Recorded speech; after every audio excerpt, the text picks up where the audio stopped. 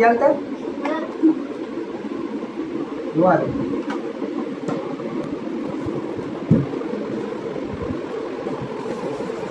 હા તો સાચું નથી હાલતા રિપેર કરવા પડશે જો આનાથી રિપેર થઈ જશે આઇસોપ્રોપેલ છે 99% છે આના અંદર આલ્કોહોલ આવે છે 99%. તો આને તમારે કશું નહીં કરવાનું થોડું ઘણું આવી રીતના ઢાંકણામાં લઈ લેવાનું આવી રીતના ઢાંકણામાં લઈ લેવાનું અને પછી તમારે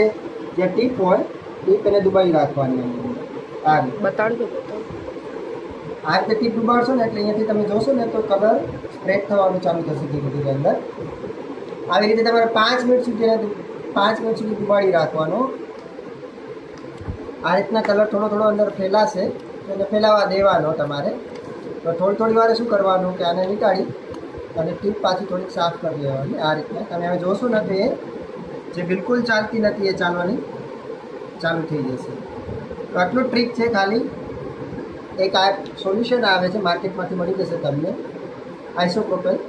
5 મિનિટ સુધી ટીપ ડુબાડી રાખવાની એની અંદર એટલે તમારો કોઈ બી કલર નહીં ચાલતો હોય એ ચાલતો થઈ જશે મેક શ્યોર કરજો કે આ ટીપ ખાલી